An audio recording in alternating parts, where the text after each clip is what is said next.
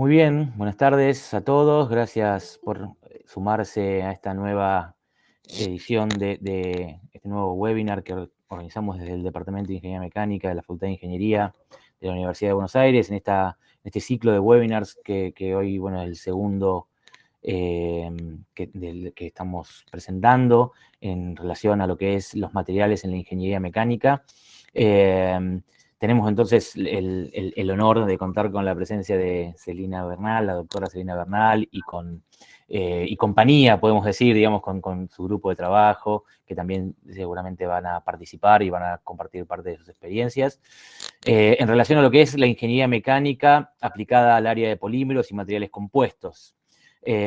Así que bueno, la doctora Bernal es docente, es profesora del Departamento de Ingeniería Mecánica y bueno, la idea en este ciclo de webinars es que los investigadores, docentes, investigadores de nuestra Facultad de Ingeniería, en este caso del ITPN, ahora Celina nos va a contar seguramente algo al respecto, del instituto, puedan compartir un poco con los docentes, con los alumnos, con los graduados, con la comunidad en general, vinculada a la ingeniería mecánica, puedan compartir sus trabajos, sus líneas de investigación, sus experiencias, sus resultados.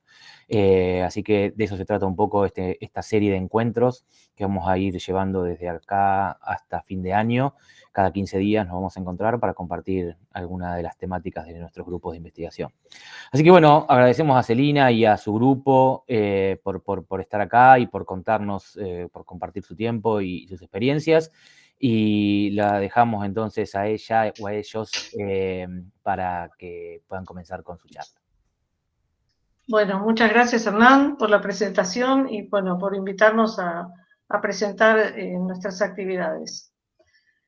Bueno, la charla, cuando Hernán me pidió que le pusiera un título, se me ocurrió que lo más atinado era poner la ingeniería mecánica aplicada al área de polímeros y materiales compuestos, como para enfocar las líneas de investigación más relacionadas con la carrera, que bueno, que de hecho el grupo tiene una fuerte pertenencia a la ingeniería mecánica, tanto por los docentes, por los alumnos y de grado y de posgrado. El grupo nuestro se llama Ingeniería de Polímeros y Materiales Compuestos y pertenece a el Instituto de Tecnología en Polímeros y Nanotecnología, que es un instituto, ITPN son las siglas, es un instituto de doble dependencia con ISET y la Universidad de Buenos Aires, que tiene sede en la Facultad de Ingeniería de la UBA. El grupo está formado por dos investigadoras, Eliana Galiotes y yo. Eliana es docente exclusiva del Departamento de Ingeniería Química y yo soy docente simple del Departamento de Ingeniería Mecánica, pero ambas somos investigadoras de CONICET. También en el grupo participan estudiantes de posgrado,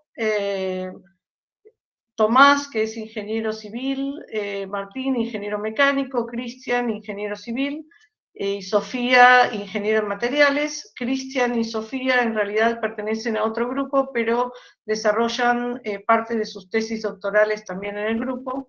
Cristian pertenece al grupo de materiales para petróleo y construcción, que dirige la doctora Piqué, docente del Departamento de Construcciones, y Sofía trabaja en IPF Tecnología, y al final nos va a contar un poco su plan de tesis doctoral. También hay estudiantes de grado, que no los puse en la presentación, pero que también desarrollan sus trabajos profesionales y tesis de grado dentro del grupo. También contamos con el apoyo de profesionales y técnicos que nos asisten en todo lo que es investigación, desarrollo e innovación, como Rocío, Luciano, Nazareno y Mariana. Quiero destacar que Luciano y Nazareno son estudiantes de Ingeniería Mecánica también de la facultad. ¿Cuáles son las líneas de investigación y desarrollo que tenemos que realizamos en nuestro grupo? Desarrollamos compuestos poliméricos conductores, luego les voy a contar de qué se tratan, compuestos reciclables multifuncionales, materiales compuestos biodegradables y ultralivianos. También hay una línea que lidera Eliana Galiotis, que es de modelado y simulación numérica, que apoya algunas actividades, otras actividades o otras líneas del grupo. También estamos trabajando en la fabricación de fibras poliméricas. en técnicas de caracterización mecánica no convencionales y en colaboración con el INTEMA Mar del Plata en la caracterización mecánica de compuestos para aplicaciones aeroespaciales. Ahora les voy a explicar muy brevemente, les voy a contar lo que hacemos en las distintas líneas que acabo de escribir. Con respecto a los compuestos poliméricos conductores, o CPCs, ustedes saben que los polímeros generalmente no conducen la electricidad, salvo algunos polímeros que son inherentemente conductores eléctricos, pero si no, en general los materiales poliméricos son aislantes eléctricos. Sin embargo, uno puede incorporar una carga conductora que se dispersa en la matriz polimérica y puede generar justamente lo que se llama un compuesto polimérico conductor. Esa carga puede ser una carga carbonácea, por ejemplo, negro de humo, nanotubo de carbono, una partícula de grafeno, lámina, mejor dicho, de grafeno, o puede ser una partícula metálica. O sea que al introducir la carga conductora genera un material compuesto que sí conduce la electricidad, en algunas condiciones y con una cierta fracción, o por encima de una cierta fracción volumétrica de carga. La matriz polimérica puede ser un único polímero o puede ser una mezcla de polímeros, que en ese caso es un material multifásico, o sea que tiene varias fases.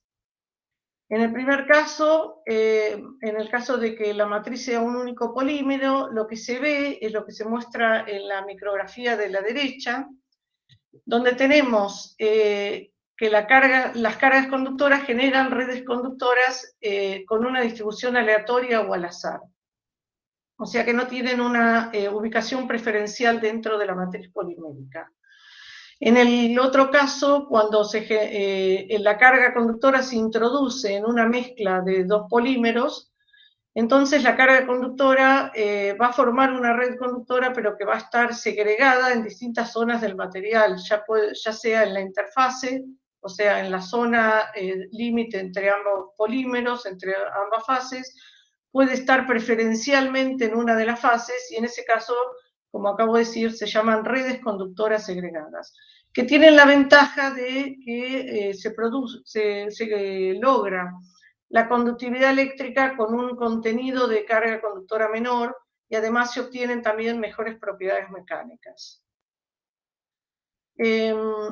Estos compuestos poliméricos conductores van a tener distintas aplicaciones en función de su conductividad eléctrica o de su resistividad, que en definitiva es la inversa de la conductividad. En esta tabla, bueno, en esta figura, se pueden ver distintas propiedades eléctricas que tiene el compuesto polimérico de acuerdo al valor de resistividad. En particular, a nosotros nos interesa, en nuestro grupo nos interesa desarrollar materiales compuestos conductores que tengan una resistividad entre 10 y 10 a la sexta ohm por centímetro, porque nuestro interés radica en obtener materiales que se pueden usar como sensores de deformación. Es decir, materiales que puedan sensar una deformación mecánica a partir de cambios en su comportamiento eléctrico. Y a eso apuntamos nosotros cuando desarrollamos compuestos poliméricos conductores. En particular, además de generar compuestos poliméricos conductores, nos interesa generar materiales compuestos que sean reciclables y que sean multifuncionales.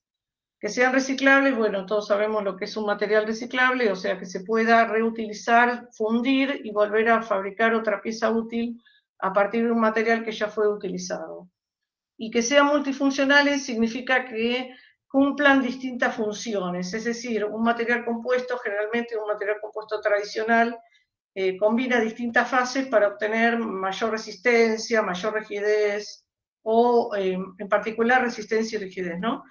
Pero nosotros queremos que sea multifuncional, es decir, que además de que tenga buenas propiedades mecánicas, que tenga otra funcionalidad, como por ejemplo conductividad eléctrica. Y en el caso particular que nos interesa, en el contexto de algunas tesis de grado y de posgrado, lo que queremos es que el material pueda monitorear su propio daño, es decir, que sea un material compuesto con buenas propiedades mecánicas, con conductividad eléctrica y que su conductividad eléctrica se pueda medir y permita decir cuán dañado o cuán deformado esté ese material. Por eso lo llamamos multifuncional, porque desempeña varias funciones simultáneamente. Para esto también tengo que introducir un concepto de un tipo de materiales compuestos que desarrollamos en el grupo que se llaman compuestos autorreforzados. Estos compuestos están formados por una matriz y un refuerzo del mismo polímero o de polímeros de la misma familia química o de la misma naturaleza química. En este caso, este tipo de materiales, por eso se llaman autorreforzados, porque están reforzados por el mismo polímero o un polímero de la misma naturaleza química, como acabo de decir, y presenta distintas ventajas. Por ejemplo, presenta una buena o muy elevada adhesión entre las fases, entre la matriz y el refuerzo, que esa es una característica muy importante, porque todos aquellos que hayan leído o que conozcan algo de materiales compuestos, saben que para obtener buenas propiedades mecánicas tiene que haber una buena adhesión interfacial.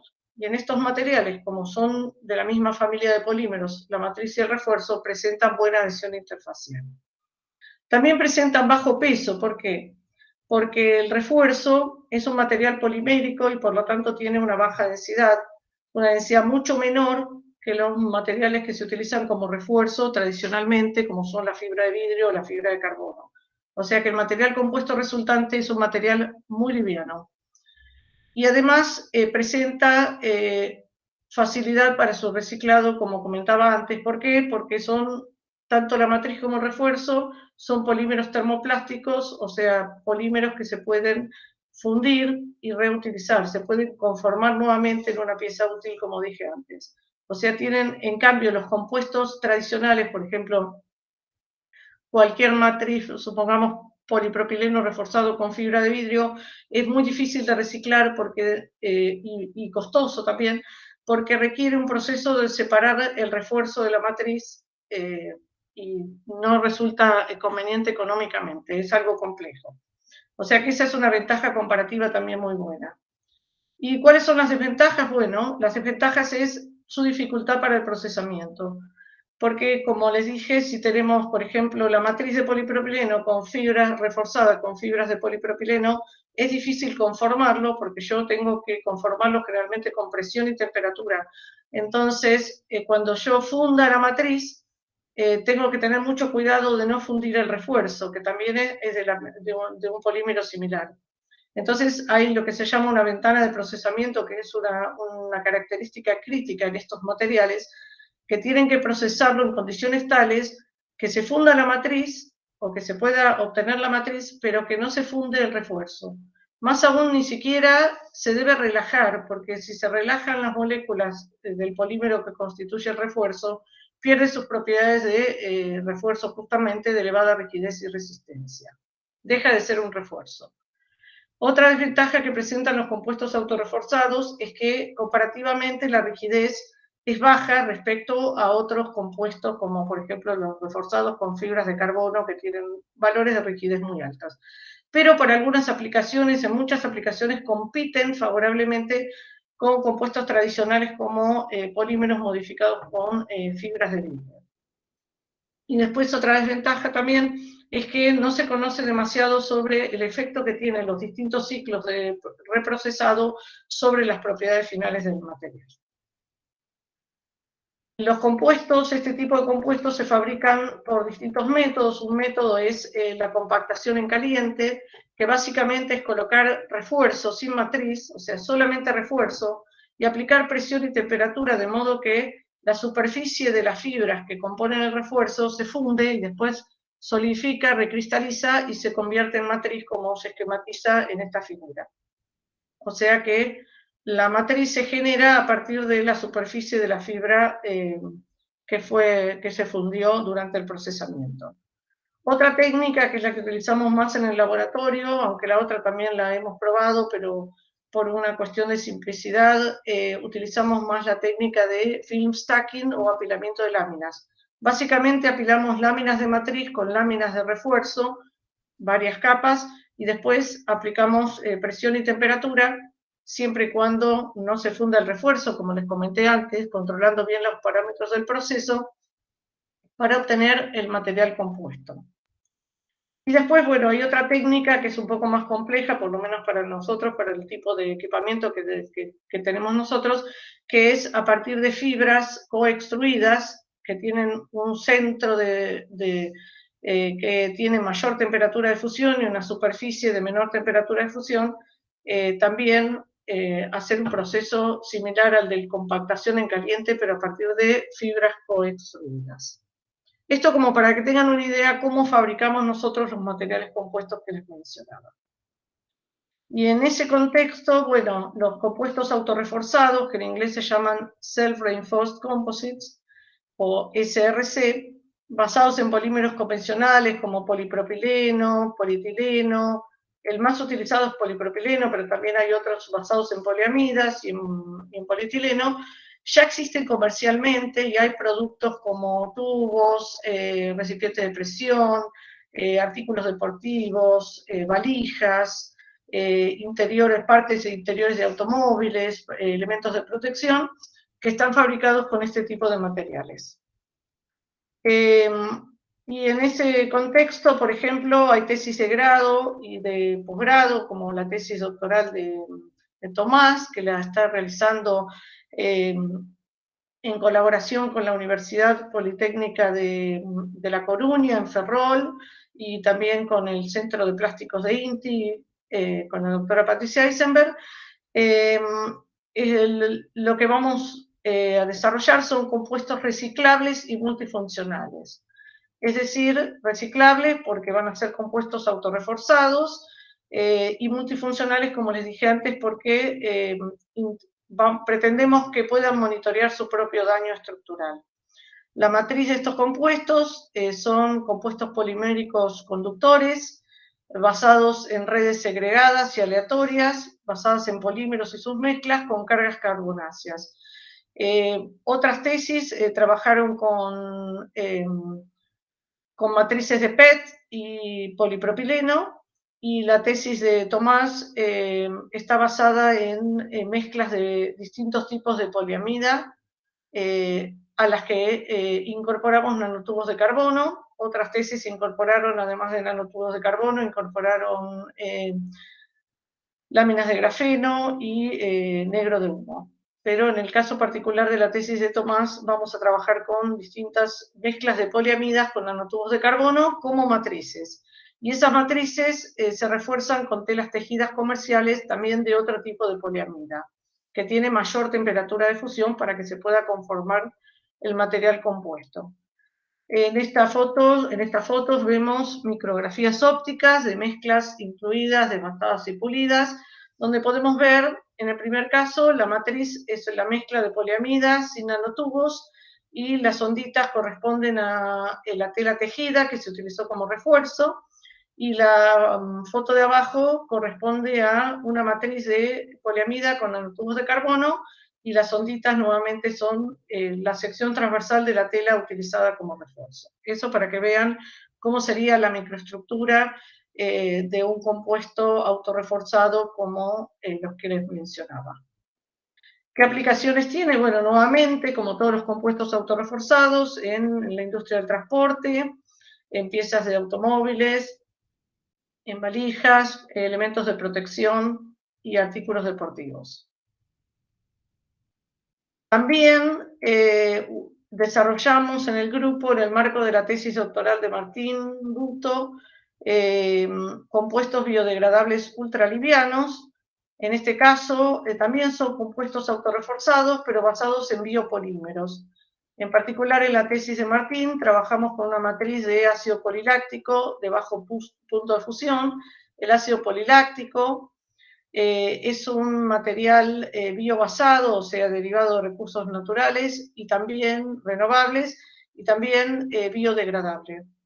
Se utiliza mucho, últimamente ha adquirido gran renombre a partir de su amplia utilización en filamentos para impresión 3D, así que muchos de ustedes seguramente lo conocen por ese aspecto, pero es un material, dentro de los biopolímeros, es un material diría yo que es prácticamente el único que compite en muchas aplicaciones con los commodities como los que llaman los cuatro fantásticos, el polietileno, polipropileno, PET y poliestireno. Así lo encontré en la literatura, uno de los autores extranjeros lo llamó los cuatro fantásticos, y el PLA es, a mi modo de ver, y también de otros autores, es el único biopolímero que podría competir con los polímeros tradicionales que les mencionaba.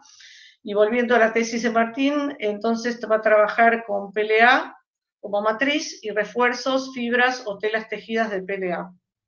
Y también dentro del grupo, Eliana está también va a comenzar su tesis doctoral, un alumno que va a venir de Venezuela cuando la pandemia lo permita, cuando sí, la situación de pandemia lo permita, ya ganó su beca de CONICET y va a trabajar con telas tejidas de PLA con fibras naturales, que también se consideran compuestos biodegradables ultralivianos. En esta fotografía y en estas micrografías les muestro un ejemplo de unos compuestos con los que hemos trabajado, hemos hecho un trabajo previo con Eliana, que es una tela, en este caso particular, es una tela híbrida de fibras de PLA con fibras de sisal, o sea que el refuerzo es un tejido híbrido, y que se utilizó para fabricar compuestos autorreforzados utilizando el método de apilamiento de láminas como muestra el esquema de esta diapositiva, ¿sí? Las láminas de matriz alternadas con láminas de, en este caso, un refuerzo híbrido PLA con fibras de sisal. También, nuevamente, las aplicaciones potenciales podrían ser este tipo de productos de protección o productos deportivos. También Eliana, como les dije, lidera la línea de modelado y simulación numérica dentro de nuestro grupo, principalmente a partir de simulación por elementos finitos. Se simulan tanto los materiales compuestos o distintos materiales que desarrollamos en el grupo. En particular, en esta diapositiva les muestro como ejemplo una caja de cemento polimérico que se hizo en el contexto de un proyecto de extensión que dirigió hace unos años la doctora Analia Vázquez, que trabajaba en el instituto, era la directora del instituto, ella está jubilada y es profesora ahora emérita de la casa. Es una caja fabricada con un cemento polimérico, que es una resina epoxi, reforzada con partículas de arena y microesferas de vidrio, que se desarrolló para guardar dispositivos de fibra óptica, para reemplazar las cajas de cemento pesadas que se utilizan tradicionalmente. En este caso, bueno, otro grupo realizó la parte de la fabricación del prototipo y después Eliana dentro del grupo hizo la simulación numérica del comportamiento mecánico y del comportamiento en servicio de la caja enterrada, ¿sí? Según la normativa correspondiente de ese producto, ¿no? También Eliana, en colaboración con el Centro de Investigaciones Científicas de Yucatán, está trabajando en la simulación numérica del comportamiento mecánico de telas tejidas en relación a los refuerzos que utilizamos después en los compuestos autorreforzados. Simuló telas de polietileno, en particular la rafia de polipropileno, que es la tela con la que se fabrican esas bolsas, esos bolsones que se utilizan para arena o para materiales de construcción, que tienen excelentes propiedades mecánicas, y a partir de la descripción geométrica detallada de la estructura de la tela, simula, por elementos finitos, simula el comportamiento mecánico. En este ejemplo muestro las curvas de tracción, pero también realizó la simulación numérica del comportamiento en impacto biaxial. También estamos trabajando en la fabricación de fibras poliméricas a partir de un equipo destilado en estado sólido de polímeros que desarrollaron distintos trabajos profesionales. Primero se hizo un primer equipo que luego se fue perfeccionando con otro trabajo profesional de ingeniería mecánica de la facultad. También Eliana y otro estudiante de grado de ingeniería química hicieron la simulación numérica del perfil de temperaturas del filamento dentro de los hornos de estirado, y actualmente se sigue optimizando la fabricación de fibras poliméricas a partir de filamentos extruidos de PLA, y ahí tenemos una foto donde se ven cómo van cambiando las características ópticas de las fibras a medida que se va modificando las variables del proceso de estirado. Y después también abajo tienen la figura de una curva de tracción, las curvas de tracción, tensión, deformación, para los distintos filamentos estirados. Fíjense cómo sería, para que tengan, a modo de ejemplo, la curva negra corresponde al filamento sin estirar, y las curvas de colores corresponden a filamentos estirados hasta distintas relaciones de aspecto estirado, eso quiere decir distintas reducciones del diámetro. Fíjense cómo cambia completamente, tanto cualitativa como cuantitativamente, el comportamiento a la tracción, y se obtienen fibras mucho más resistentes y rígidas a medida que cambian las condiciones de estirado. En este caso, la relación de estirado y la temperatura. También dentro del grupo desarrollamos técnicas de caracterización mecánica no convencionales, como son ensayos no destructivos, que los utilizamos in situ en los ensayos mecánicos, como es el caso de la emisión acústica. A partir de emisión acústica podemos detectar los modos de falla de los materiales compuestos. A partir de los materiales compuestos, a medida que van fallando, emiten ondas acústicas que pueden registrarse con un sensor piezoeléctrico, y a partir de los perfiles de los eventos en función del tiempo, de la amplitud máxima de los eventos y de otros parámetros característicos del análisis de emisión acústica, podemos determinar qué falla o qué mecanismos de falla están ocurriendo en el material, y correlacionarlo con la observación microscópica y macroscópica de la falla de los materiales. También, bueno, acá tenemos una foto de cómo se implementa un sensor de emisión acústica en un ensayo de tracción, como lo hacemos comúnmente en el laboratorio. Y también utilizamos otras técnicas como termografía infrarroja con una cámara de termografía de alta resolución, para determinar perfiles de temperatura durante la deformación y los ensayos de fractura, por ejemplo, de los materiales compuestos. También estamos poniendo a punto la técnica de termografía infrarroja, en este caso sí como ensayo no destructivo, en los casos anteriores no, pero para detectar la presencia de defectos, por ejemplo, en el marco de un trabajo profesional de ingeniería mecánica que se defendió el año pasado, en plena pandemia. Lo que hicimos fue, por ejemplo, placas de materiales compuestos, fueron estimuladas con una fuente de luz de alta intensidad, en particular lámparas halógenas de 1000 watts. Se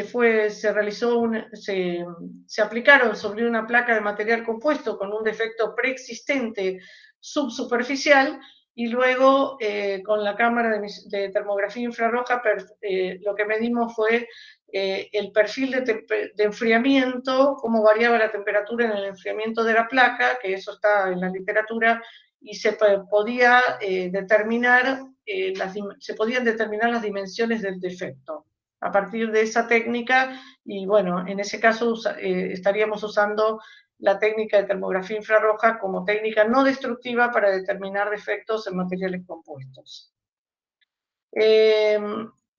Por último, como líneas de investigación también y desarrollo, realizamos la caracterización mecánica específica de compuestos para aplicaciones aeroespaciales. Esta línea la desarrollamos junto con el INTEMA de Mar del Plata, que tienen la capacidad, estas imágenes son del INTEMA de Mar del Plata, tienen la capacidad de fabricar tubos de materiales compuestos, en este caso epoxi con fibra de carbono, por el método bobinado de filamentos o filament winding, y ellos fabrican este tipo de tubos para aplicaciones aeroespaciales en el marco de un convenio con CITEDEF, del Ministerio de Defensa, y desarrollamos ensayos específicos y también analizamos los mecanismos de falla. Ensayos específicos en el laboratorio que después se correlacionan con, o sea, con las variables de procesamiento y con el modo de falla bajo presión interna de los tubos. Con respecto a las actividades de transferencia al sector socioproductivo que desarrollamos en nuestro grupo, con esto ya termina mi parte, digamos. Participamos, algunos miembros del grupo, integrantes del grupo, participaron en el desarrollo de bolsas biodegradables, en el proyecto Respirar Uva, que después les van a contar en detalle los chicos en breve, y polímeros para aislaciones efectivas de pozos de hidrocarburos y almacenamiento de gases, que es lo que les va a contar Sofía también, más adelante. Con respecto a la fabricación de una bolsa biodegradable, Rocío, Mariana y Luciano, con otros integrantes del ITPN, participaron en un convenio de I+D con una pyme que se llama Plásticos Romano, y para la fabricación de bolsas biodegradables en suelo y o hidrosolubles para reemplazar envases plásticos de un solo uso. Entonces, ¿qué se hizo? Bueno, se optimizó el procesamiento en extrusión. Después los filamentos obtenidos fueron peletizados y luego fueron soplados, como muestran las imágenes en esta diapositiva. Este proyecto fue bastante exitoso y se logró obtener una patente que está ahí, cuyo código está acá al final de esta diapositiva. Lo que se hizo fue determinar las propiedades mecánicas y los parámetros del proceso. Por ejemplo, para cada prueba se determinaban las propiedades mecánicas en dirección longitudinal y transversal a la máquina o a la dirección de extrusión, y se determinaron también los parámetros de soplado, como la relación de soplado, que da una idea de la orientación circunferencial que sufre el material cuando se sopla, y luego la relación de tiro sería que da una idea de la orientación longitudinal o en la dirección de la máquina también luego del soplado. Lo que se obtuvo, que como resultado principal, además de las propiedades mecánicas competitivas con los materiales comerciales, es que las bolsas se biodegradaron en suelo luego de 30 días sin dejar ningún tipo de residuo. Esto como para contarles una experiencia exitosa de transferencia a la industria.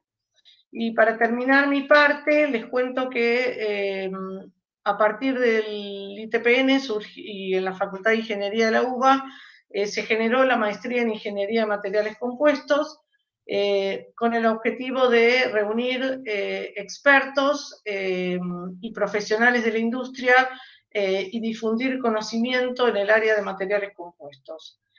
Es decir, vincular la universidad, la industria y los centros tecnológicos.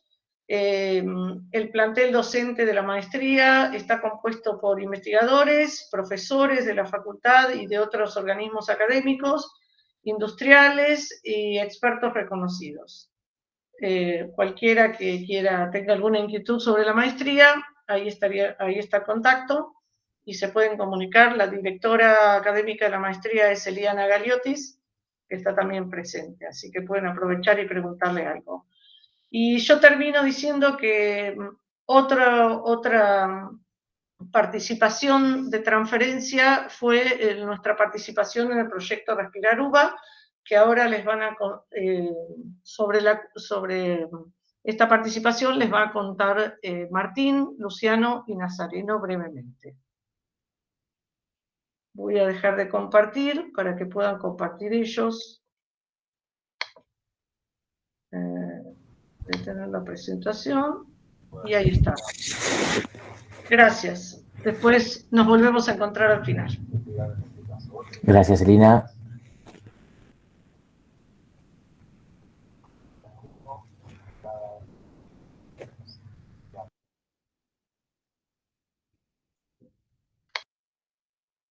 Perdón, un segundito que tengo que dar permiso para compartir.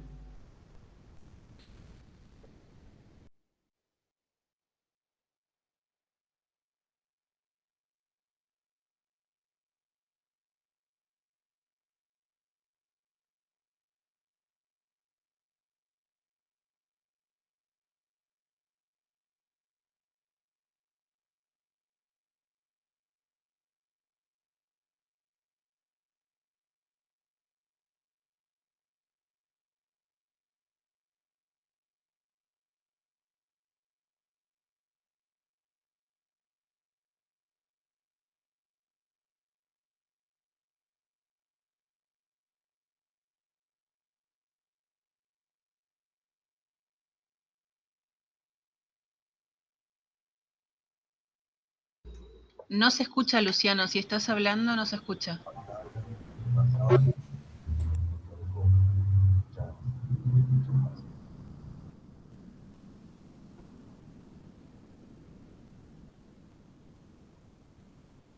Muchas gracias, Ariel, por la presentación.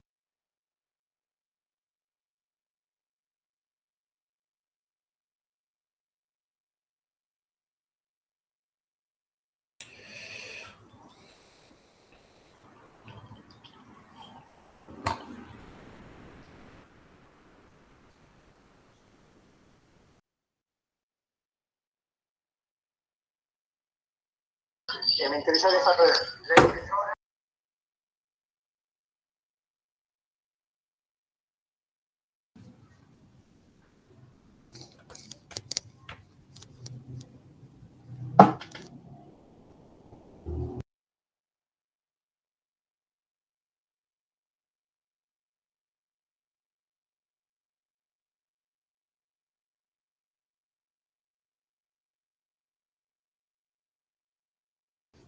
Estás muteado. Ahora ahí. sí, Ahora sí, se ahora sí. escucha. Ahí está. Bueno, perfecto.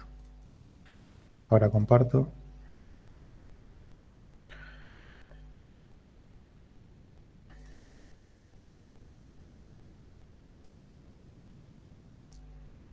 ¿Se ve bien ahí? Sí, se ve, se ve. Sí, sí. Perfecto. Bueno, disculpen la demora. Mi nombre es Luciano Ariel Leonardi. Voy a hacer una breve introducción del trabajo realizado para el proyecto Respirar UBA en el marco de la pandemia, que consistió en el diseño y fabricación de un casco para ventilación no invasiva.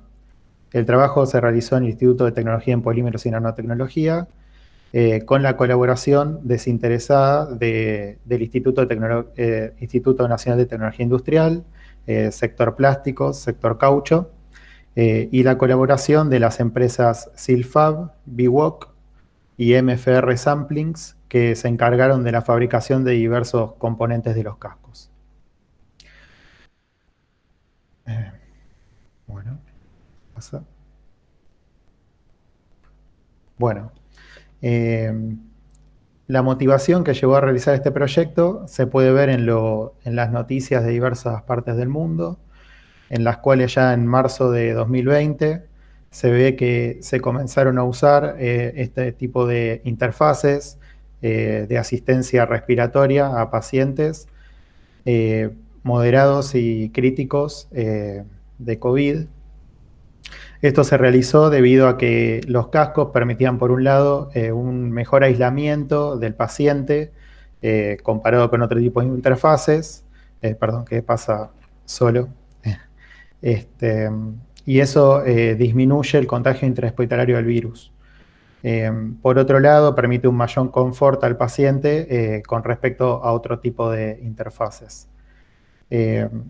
Bueno, se puede ver que en otras noticias que varias empresas se vieron invadidas de pedidos de este tipo de cascos, esto también ocurrió en este país.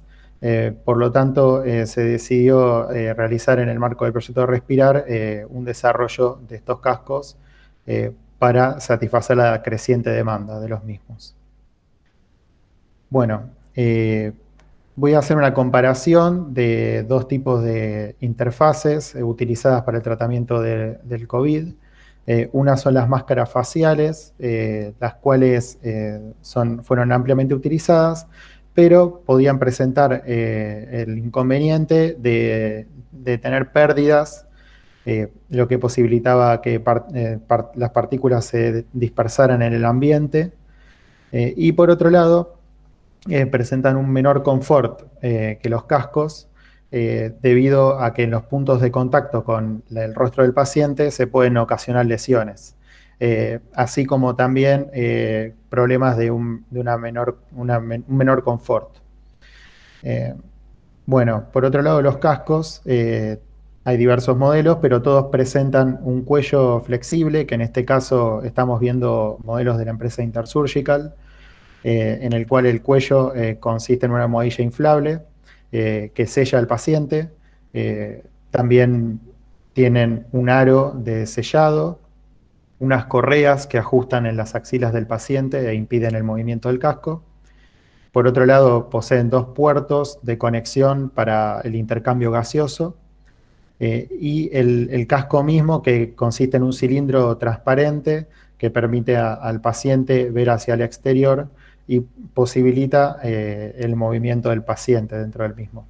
En este caso, el modelo también se puede ver que posee un puerto de acceso, que en caso de ser necesario de ser utilizado, pero no todos los modelos cuentan con esta característica.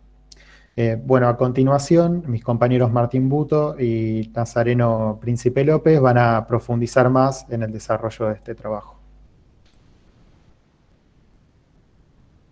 Buenas. Lo primero que hicimos para poder diseñar los cascos fue ponernos en contacto con la gente del Hospital Fernández, que había estado trabajando justamente en la validación original de los cascos.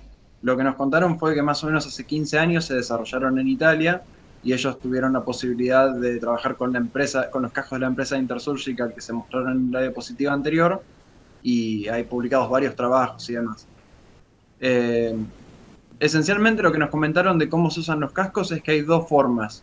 La primera es conectarlos a un respirador artificial, como se ve en la imagen que se está mostrando acá a la izquierda, que lo que hace es inyecta aire a través de uno de los 2 puertos para elevar la presión, y después, por el otro, para que adentro de la capucha haya mayor presión que la atmosférica, cuestión de que cuando uno inspira, esa presión extra ayuda a que se llenen los pulmones de aire y sea más fácil respirar.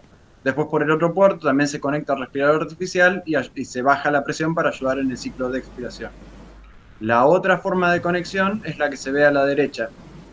Lo que se hace es se conecta uno de los 2 puertos a una fuente de aire u oxígeno a presión, como pueden ser las líneas que están en las paredes de los hospitales o los tubos de oxígeno, o también unas especies de compresores chiquititos que son unas cajas con un ventilador centrífugo esencialmente, que lo que hacen es mantener la presión adentro de la capucha siempre alta. En el puerto de salida se pone un filtro para evitar que todas las partículas que se generan al respirar salgan al aire, y en este caso el COVID que pueda contagiar a la gente, y una válvula PIP que lo que hace esencialmente es mantener la presión constante adentro de la capucha, mantiene una presión mínima dentro de la capucha según se setea con una perilla que gira. El principal inconveniente con este método es que, como siempre hay una presión alta, cuesta un poco más respirar y puede ser un poco cansador, lo que limita un poco el uso de los cascos. Entonces, lo que hicimos nosotros para diseñar fue evaluar qué técnica podíamos usar para hacer los distintos componentes del casco. Queríamos un diseño que fuera muy simple y muy fácil de usar. En plena pandemia estaba bastante cerrado todo lo que era la actividad industrial, entonces decidimos primero diseñar un prototipo que se pudiera fabricar por inyección. El esquema de inyección se ve en esta animación. Esencialmente lo que se hace es se funde el polímero dentro de una extrusora, valga la redundancia, y cuando se tiene el polímero fundido, el pistón avanza y llena un molde para copiar la forma. Se obtienen piezas con muy buena calidad superficial, con buenas tolerancias geométricas, y además tiene el agregado que, como es una técnica que está muy difundida, muchísimas empresas, incluso en el momento más álgido de restricciones, podían fabricarlo. Entonces era una técnica muy plausible. El diseño al que llegamos es el que se ve en la imagen. Las piezas que hay que inyectar son el aro que se ve ahí azul, el naranja y el violeta, y las piecitas verdes. Lo que hace todo este conjunto esencialmente es el aro azul, es una pieza grande que es como la parte básica del dispositivo. Se le engancha un cuello flexible, que es lo que se ve amarillo, que queda unido solidariamente con esa abrazadera violeta, que se une con tornillos, para que quede todo fijo y no pierda aire por la junta entre los dos aros y la capucha.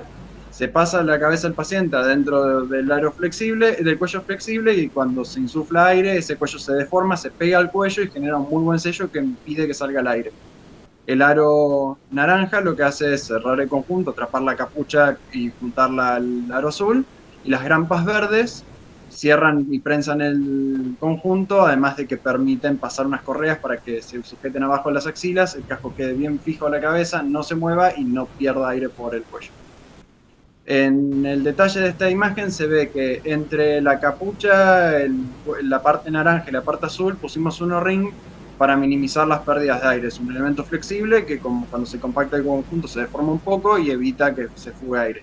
Los diseños comerciales que estuvimos viendo que hay disponibles, muchos tienen esta pieza, y por lo que estuvimos hablando con la gente del Hospital Fernández, es una pieza muy crítica, que encima es la primera en desgastarse y en general trae bastantes dolores de cabeza, por lo que bueno, en iteraciones siguientes intentamos sacarla del medio para hacer más fácil el diseño. Como corolario, le pusimos al diseño la técnica de inyección es muy versátil y permite tener formas muy complejas, entonces nos permitió jugar un poco y poner incluso una válvula antiasfixia, que es lo que se ve ahí en la imagen de arriba. El circulito del medio es una adaptación de otro producto de Silfab, una compañía que trabaja con nosotros.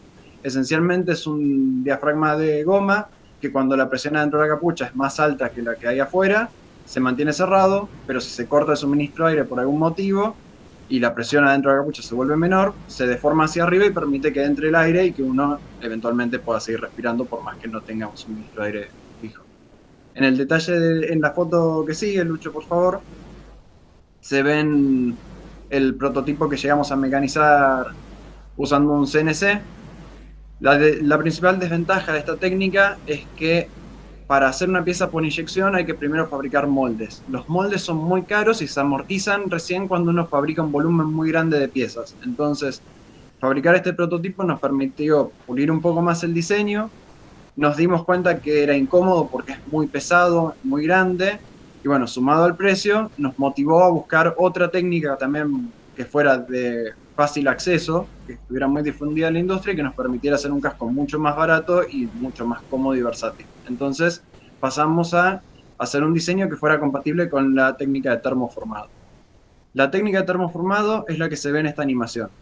Es una idea muy simple realmente. Lo que se hace es se calienta una lámina de plástico hasta que se vuelve blanda por efecto de la temperatura, se la coloca sobre un molde que tiene la forma del negativo de la forma que uno quiere tener, y se genera vacío dentro del molde para que la lámina se pegue al molde y tome la forma deseada. Como contrapartida, las formas que uno puede obtener tienen muchas más restricciones, uno debe ser más cuidadoso en el diseño, y tuvimos que hacer modificaciones para poder usarlo. El diseño al que llegamos es el que se ve en esta imagen. Esencialmente tuvimos que sacar la válvula antiasfixia porque no era compatible con el diseño. Para agarrar el cuello flexible ya no pudimos usar el esquema del aro que se agarra con tornillos, sino que pasamos directamente a un diseño que permite ajustar por presión. Y después, bueno, es bastante parecido al otro. En el detalle de la foto que sigue, si puede ser Lucho, se ve que en este diseño ya directamente aprovechamos y lo que hicimos fue entre el aro naranja y el aro azul, se jugó con la interferencia de las piezas para que la capucha, que es de PVC flexible, funcione como sello y no necesite de un O-ring para generar el sellado del conjunto, y que cuando se ponen las grampas directamente cierre todo. El diseño lo que tiene es la capucha, no se llega a ver bien porque es transparente en el render, no está pegada al diseño.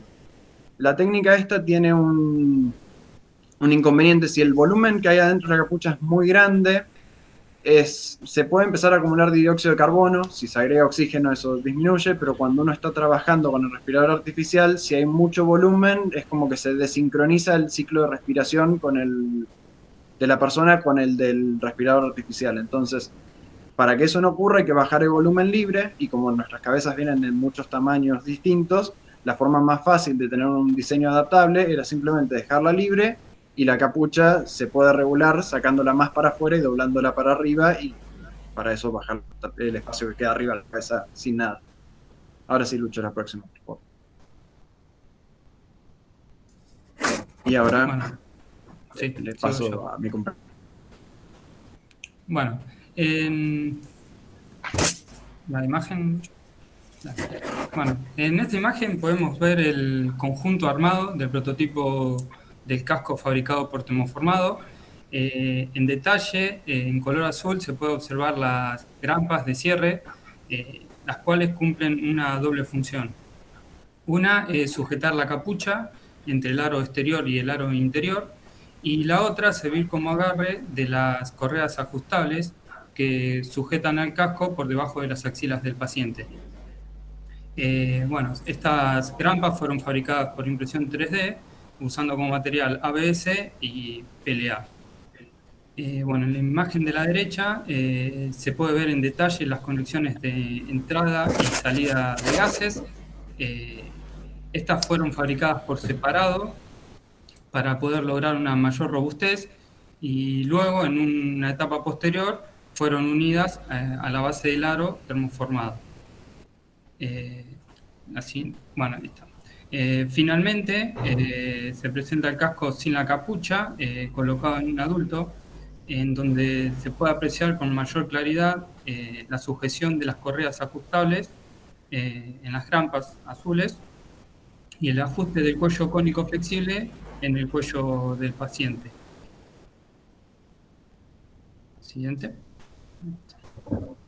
Bueno, el cuello se convirtió en una de las piezas críticas del diseño debido a su forma de cono y además de tener que ser adaptable al cuello del paciente, y entonces cuando se insufla aire dentro del casco, poder generar un buen sellado en el cuello del paciente.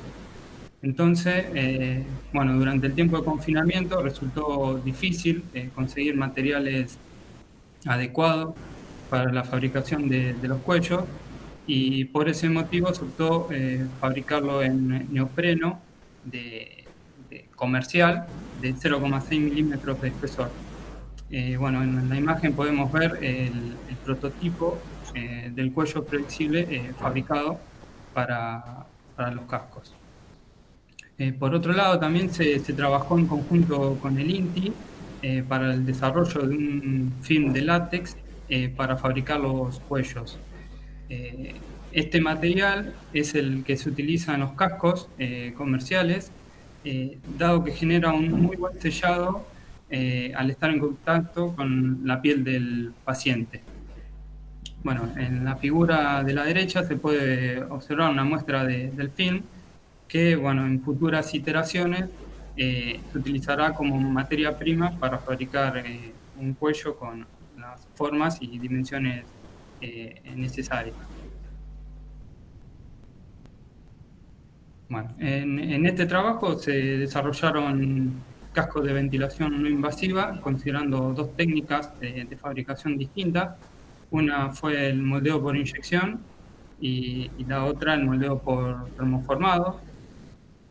El prototipo para termoformado resultó ser el más simple, liviano y fácil de armar, y además es el más prometedor para escalar su producción, ya que esta técnica cuenta con un equipamiento más simple y de menor costo comparado con la inyección, a la vez que permite fabricar piezas terminadas con una inversión baja en moldes, y lo que facilita también el cambio de diseño de los productos. Y por último, actualmente se está haciendo pruebas con la Facultad de Veterinaria de la Universidad de Buenos Aires para la puesta a punto final del casco fabricado por Termoformado. Gracias. Así es, Sofía.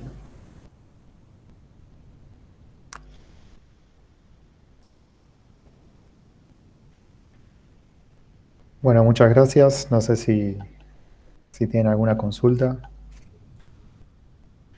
Si les parece, eso lo dejamos para el final y sigue perdón. Sofía y al final hacemos todas las consultas juntas, si Perfecto. están de acuerdo. Dale.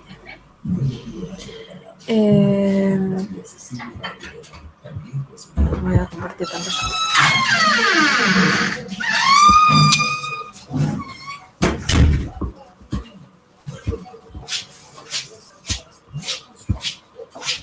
Avísenme si están viendo.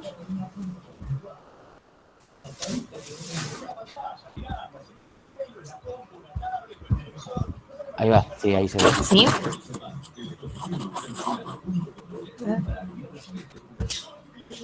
¿Están viendo? Sí, sí. Sí, sí. Perfecto. Bueno, yo les voy a comentar brevemente lo que sería mi plan de tesis.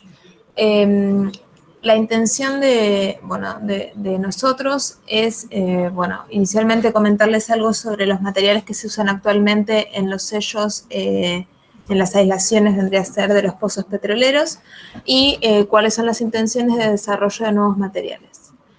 No sé si todos saben más o menos cómo se construye un pozo petrolero, pero con la finalidad de aislar ciertas formaciones de interés de la superficie, se realiza una cementación. La cementación tiene la finalidad, básicamente de establecer una aislación y además darle cierta estabilidad mecánica a lo que serían los pozos. Y el material que se usa normalmente para realizar esas operaciones es el cemento. Principalmente por un tema económico, ya que el cemento es lo más barato que hay en el mercado. La aislación de los pozos se tiene que hacer en todos los casos, ya sea pozos de gas, pozos de hidrocarburo o también pozos que se van a utilizar para almacenamiento de dióxido de carbono y de gas natural. El principal problema que presenta el cemento es que posee diversos mecanismos de degradación que pueden provocar el deterioro de esta barrera, y al provocarse el deterioro de esta barrera puede suceder puede tener distintos impactos medioambientales, seguridad de las personas, pérdida de producción y problemas económicos debido a la necesidad de la reparación de los pozos por esta pérdida de integridad de la aislación. Entonces, lo que nosotros proponemos es el empleo de materiales alternativos, materiales que ya se vienen usando desde hace un par de décadas, pero el inconveniente que tiene el uso de estos materiales es que no existe todavía un marco regulatorio que permita caracterizar el desempeño en servicio, estableciendo criterios para el diseño de las formulaciones. Entonces, al no haber un marco regulatorio, todavía la utilización de estos materiales no puede extenderse de forma masiva en lo que sería toda la industria del petróleo. Entonces, lo que venimos a plantear con este trabajo es evaluar distintos sistemas poliméricos termorrígidos comerciales, tanto en su estado líquido como en su estado sólido, y de esa forma poder ir construyendo lo que sería la base de un marco regulatorio. En cuanto al estado líquido, se realizarán distintos ensayos relacionados con medición de densidad, medición de parámetros reológicos, medición de bombeabilidad, que es un ensayo típico que se realiza en lechadas de cemento actualmente, temas de sedimentación. Eso es lo que más o menos se relacionaría con el estado líquido, mientras que con el estado sólido hay que implementar muchos ensayos nuevos, porque actualmente para el cemento lo único que se utiliza normalmente es ensayos de compresión uniaxial, y de esa forma se caracteriza el cemento en sí. Nosotros tendríamos que sumarle a los ensayos de compresión uniaxial, ensayos de compresión triaxial, ensayos de DMA, correlación de ciertos ensayos con emisión acústica y termografía infrarroja, como ya comentó Celina más al principio de la presentación. También análisis de falla de los materiales, caracterizaciones térmicas asociadas con DCC, TGA, después también se puede hacer ensayos de envejecimiento acelerados, y todo esto también lo utilizaríamos como input para realizar modelado y simulación numérica con el fin de validar todo lo visto a escala laboratorio y de esa forma poder hacer más rápido el traspaso a lo que serían las pruebas de taller y las pruebas piloto en campo directamente. Así que es medio cortito, pero básicamente esa es la intención que tenemos con el plan de tesis y el proyecto. Muy bien, muchas gracias Sofía, No, de Martín, Luciano, Nazareno y bueno, Celina. Y si les parece, podemos abrir ahí el chat para que alguien haga preguntas, o el que quiera también puede levantar la mano y eventualmente habilitamos los micrófonos si alguien tiene alguna duda o alguna consulta o algún comentario respecto de lo que estuvieron contando Celina y su grupo.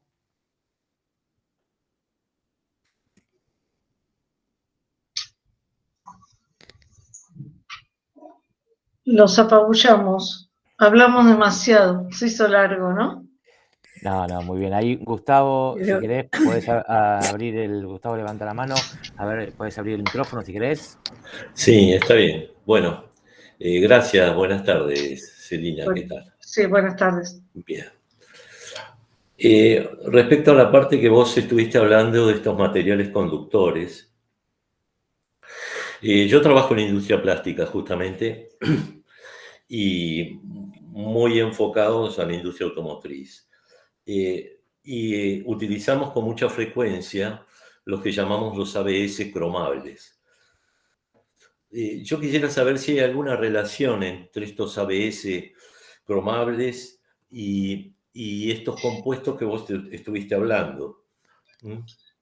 Mira, en particular no conozco conozco mucho de ABS porque hice la tesis doctoral de ABS, pero del comportamiento mecánico, no en particular de los ABS cromables, pero la doctora Valeria Petarín, que trabaja con nosotros, no la mencioné, bueno, pero en algún momento mencioné el tema de Mar del Plata y ella trabaja ahí y trabaja en conjunto con nosotros, de hecho también con Eliana va a codirigir la tesis doctoral que mencioné. Yo sé que Valeria hizo un trabajo justamente, no eran cromables, pero eran materiales plásticos que se utilizan en la industria automotriz y creo que estaban también justamente modificados con nanotubos de carbono para poder ser pintados. Entonces me parece que está relacionado con eso, no en particular nunca trabajé con eso, pero si querés te puedo contactar con ella, eventualmente después te paso el mail, porque ella seguro que te va a saber contar un poco más de eso. No sé si era ABS, me parece que trabajaron con otro polímero, pero justamente lo modificaban para modificar el comportamiento para después poder pintarlo. Me parece que está relacionado con eso. Bueno, también hoy por hoy se trabaja con ABS. La Claro. realidad es ABS, bueno, de distintas petroquímicas y demás, pero hay en particular un ensayo que me interesa conocer porque en nuestro mercado hay una sola empresa que es la que tiene validado el cromado para las piezas automotrices. Y es bastante motivo de conflicto muchas veces en el estado en que nosotros entregamos el sustrato para que ellos hagan el tratamiento. Entonces, bueno, me gustaría saber, sé que existen ensayos, yo no los conozco bien, pero que nos pueden ayudar a nosotros cuando hacemos la inyección, saber en qué modificar los parámetros de inyección para lograr el mejor sustrato, para no tener rechazos en las piezas cromadas. ¿Entendés? Claro, sí, sí. Sí, te bueno. entiendo. Me parece que, bueno, te puedo contactar. Bueno. No es un área que nosotros hayamos explorado, pero te puedo contactar con Valeria, que además también trabaja particularmente en moldeo por inyección, o sea que... Bueno, fantástico. Te puede ser de utilidad. Bueno, muchas gracias. No, y después tengo otra preguntita, una duda que me quedó para los chicos que hicieron este modelo de casco para ventilación. Cuando el paciente usa esos cascos, ¿no tuvieron problemas con el tema de los oídos concretamente? Porque entiendo que ustedes están aplicando una presión positiva en la parte superior, como si fuera una escafandra, ¿no? En definitiva. Exactamente. ¿Y cómo hacían para, cómo le dicen al paciente que compense la deformación que se le produce en los tímpanos? ¿Viste lo que produce dolor? No, sí. Hay distintas maniobras para hacerlo, ¿no? Hay maniobras que se llaman de deglución, otras que se llaman de Valsalva y demás, pero no vi en el casco ninguna dispositivo para que puedan hacer eso. No sé si me explico. Sí, esencialmente los cascos, el principal problema que tienen es el ruido. Cuando vos te pones uno de esos, es bastante ruidoso. Vos tenés dos mangueras, dos puertos, que uno sopla aire y el otro chupa a esta altura, que más o menos te van por el frente de la cara. O sea, y algunos cascos tienen los puertos de costado. Si prestás mucha atención, las fotos en uso real te vienen con tapones para oídos. Ajá. Porque es lo que más molesta el nivel de ruido. ¿No tienen dolor de tímpanos por esa diferencia de presión? No, porque también la diferencia de presión no es muy alta. La diferencia de presión tampoco es muy alta, son como mucho 40 milímetros de columna de agua, creo, una cosa por el estilo. No, por lo que entiendo y lo que nos han contado, el principal inconveniente desde el punto de vista confort es el ruido, no es tanto el tema oídos. Ok. Bueno, macanudo. Bueno, muy bien. Por mi Muchas lado, Gracias. Alicia Ruglione había levantado la mano. Si quiere habilitar el micrófono. ¿Me escuchan? Sí. Me había muteado, yo no sé cuándo, activé anteriormente el micrófono y me muteó Hernán. Ahora ya restablecí. Bueno, mi pregunta es a Sofía y viene de la historia mía petrolera. Sí.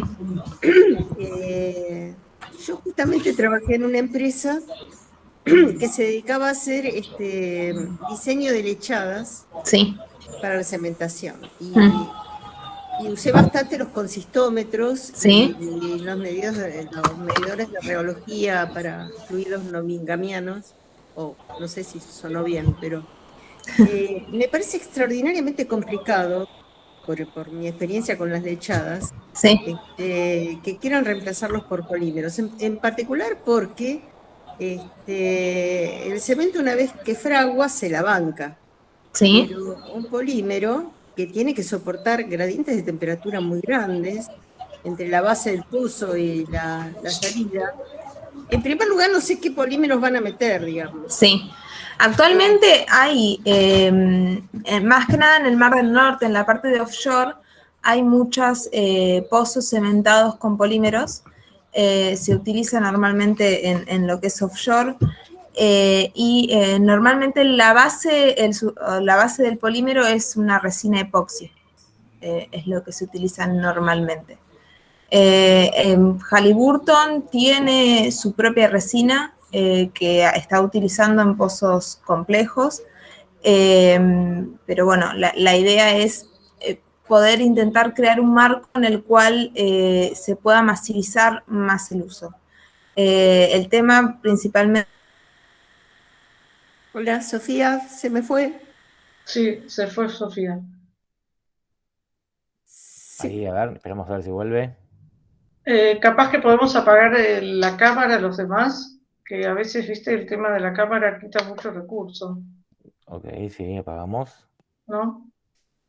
Tampoco volvió. Si querés, mientras vuelve Sofía, una cosa también que capaz que no quedó claro, es que Alicia no se va a reemplazar toda la columna. No, claro, me parece que por ahí viene tu duda. Claro, es un anillo que se reemplaza. Bien. Ok, ahora entiendo. Claro, sí, yo por tu pregunta me imaginé que ese era el conflicto que tenías. Claro, no, es una parte, y lo que se busca justamente es un material que tenga mayor capacidad de formación que el cemento. Hola, perdón, justo se me cortó internet. Parece chiste, pero justo se me cortó. Te estaba comentando que hemos hecho simulaciones numéricas para la parte de la cementación que está cerca de los punzados, y después de la parte de fractura hidráulica el cemento queda totalmente destruido. Entonces se pierde totalmente la aislación en esas zonas. Entonces por ahí utilizando materiales que tienen otro tipo de fractura y otras propiedades mecánicas, esa parte de aislación puede verse favorecida. De todas formas, como te digo, hay un montón de pozos, más que nada offshore, en los cuales se está utilizando la tecnología. Yo lo que le decía, Sofía, perdón, sí, cuando vos no estabas, era que le aclaraba que no se reemplaza toda la columna, sino un anillo que se reemplaza. No, sí, se reemplazan zonas. No, la idea no es hacer un reemplazo completo de lo que sería el cemento. Serían zonas de interés particular. Bueno, joya, gracias. No hay nada. Muy bien, gracias, Alicia.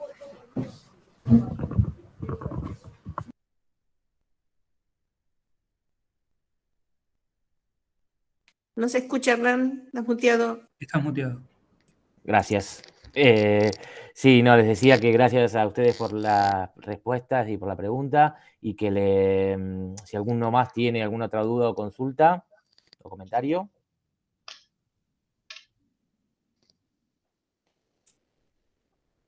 Bueno, si no tenemos más dudas, sin más, agradecemos entonces tanto a Celina como a Sofía, como a Nazareno, como a Luciano y a Martín por este rato que nos han regalado, donde han podido compartir un poco las actividades que llevan adelante.